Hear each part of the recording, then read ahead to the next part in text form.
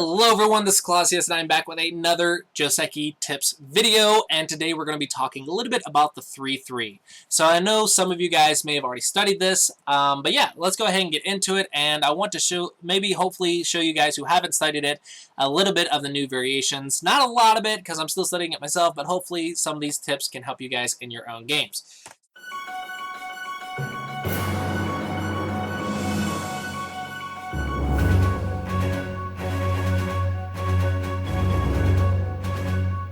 So, let's go ahead and get started. The 3-3 invasion is super common now, especially with the new AI stuff, and it used to be that it was really bad to play in the opening, because when you played it out, your opponent would get so much thickness, and that was so good for them. And this thickness is still really good. And the AI has said that, hey, don't play this move. Don't play this move. This move's actually a mistake. The Joseki that everyone in the world played. We were all playing it wrong, because you actually don't need this Hane.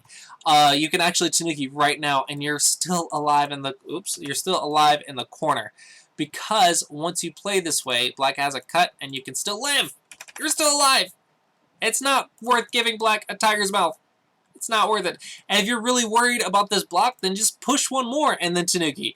That tiger's mouth is way too powerful. It's way too effective. So who knew but the AI? The AI came out and was like, hey, everyone on planet Earth, every humans, this move is bad. Stop playing it. So, the Joseki that everyone thought they knew, this move is bad. And now there's the AI saying, hey, we can actually invade like on move 3 or move 5, right? So, immediately you can invade the 3-3. And I don't know Go anymore. I just don't know Go theories anymore. The AI has just proven so many things wrong. It's just, you have to doubt everything that you thought you knew. Another thing is, the direction of play of which side you block is actually so minor. It actually does not make that big of a difference at all.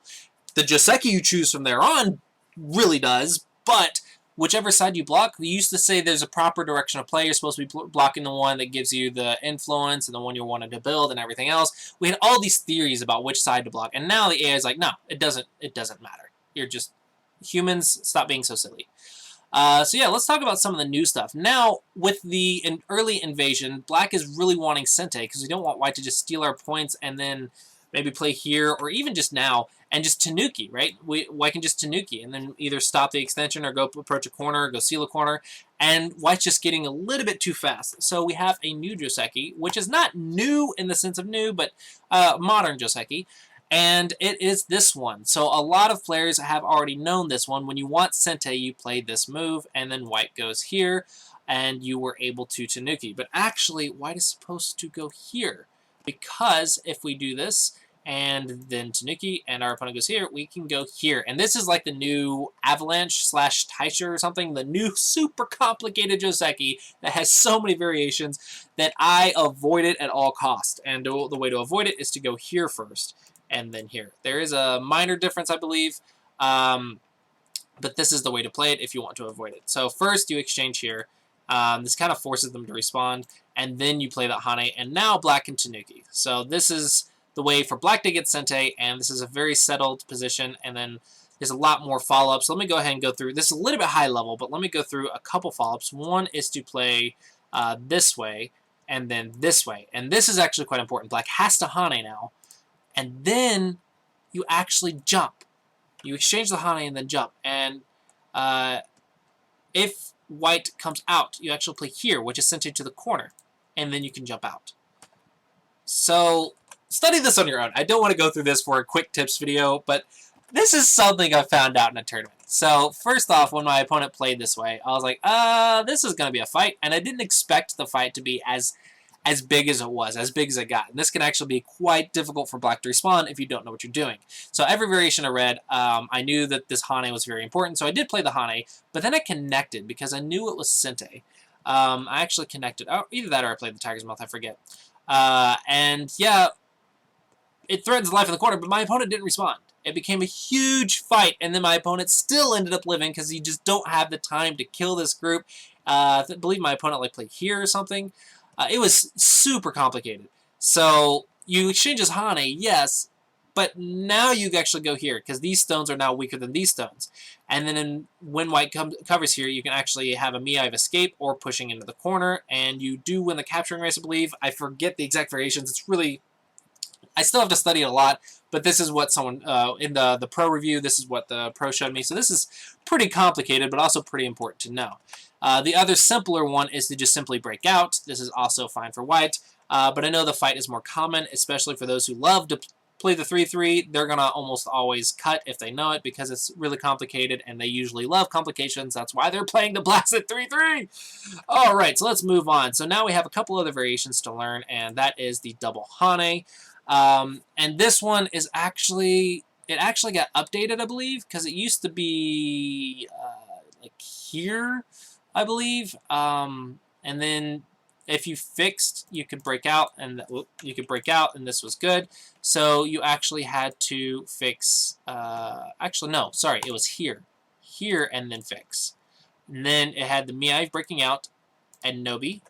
And if you take, then you break out. So you have to fix, and then you Nobi. And if there's a stone on the third line, or if it's on the fourth line. If it's on the fourth line, it's good for white. If it's on the third line, I think black can handle it. However, it gets really, really complicated, because if you try to save the stone, then white just sacrifices the corner to get all this thickness. And you have to have so many moves to get out, and white just gets this entire wall, and this is so good for white, even if the corner dies, and black still has to go back and capture the corner. So this is actually not good for you to play. However, black doesn't play this now. Instead, black makes a choice now. I believe, let's see, white plays here, black plays here. I'm trying to remember, I don't want to tell you guys wrong. I believe black just connects and then kills the corner. Yeah, I believe this is the move. So this is what we play nowadays. Because direction of play is a little bit less important with the start point now, because these points are actually quite valuable. So there's this one, and then of course if our opponent lives in the corner, then this is actually a little bit good for black. So it's just easier to use because black gets around on both sides. Then there's also white choosing to sacrifice, and then you get this. And then this Aji exists. However, you still get the corner, right? So it's actually pretty easy for black to handle now. It's a lot easier than it used to be. It's just don't play this Atari now. Now you just connect, and now white has to choose, and you can either completely surround the corner, or you can get the corner point. So it's white's choice, but I feel like it's a little bit easier to use. So the double Hane gotta get updated a little bit, and I'm sure someone in the comments is going to show me more variations or something. But there's still a lot of stuff that I have to learn, and a lot of stuff that is new, and a lot of stuff that has changed. But hopefully you guys are finding this at least somewhat helpful, and hopefully this will help you guys get started in your Joseki studies. So yeah, that's pretty much it. Those are the variations that I wanted to show you guys today. Some basically updated 3-3 variations. It's fun to see and fun to try. I think the one I would remember the most is going to be this one. This is the most common one, I believe. So definitely remember that. And definitely remember that with the normal 3-3 variation, do not Hane. The Hane is now a mistake. So yeah, hopefully you guys found this video helpful. As always, guys, thank you for watching, and I look forward to seeing you guys next time.